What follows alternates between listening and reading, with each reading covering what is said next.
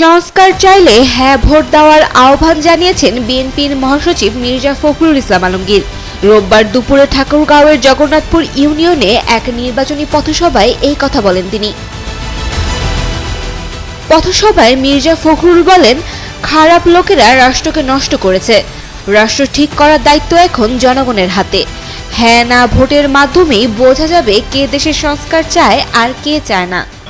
হ্যাঁ না দাদা হচ্ছে যে কে কে সংস্কার চায়, কে কে সংস্কার চায়। যারা সংস্কার চায় তারা বলবে হ্যাঁ, যারা বলবে চায় না তারা বলবে না। আমরা তো সংস্কার চাই, পরিবর্তন চাই না? চাই তো। কবজাটা ঠিক হোক, দরজাটা ঠিক হোক, জানলাটা ঠিক হোক, তাই না?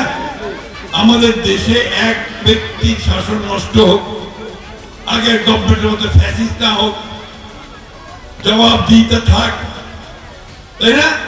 এটাকে আমরা বলতেছি আপনারা হ্যাঁ ভোট। টানা তৃতীয়বার অর্জন করেছে দেশের সেরা সুপার ব্র্যান্ড স্বীকৃতি বসুন্ধরা টিস্যু। এ সময় বিএনপির মহাসচিব আশ্বাস দিয়ে বলেন, বিএনপি ক্ষমতায় এলে জনগণের জন্য নানা উদ্যোগ নেওয়া হবে।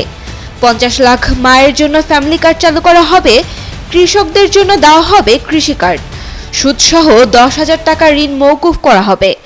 এছাড়া এনজিও থেকে ঋণ নেওয়া নারীদের ঋণ মাফ করে দেওয়ার কথাও জানিয়েছেন তিনি। পথসভায় মির্জা ফখরুল ইসলাম আলমগীর ছাড়াও বিএনপির বিভিন্ন পর্যায়ের নেতাকর্মীরা উপস্থিত ছিলেন। Sayem Akter, Daily Sun.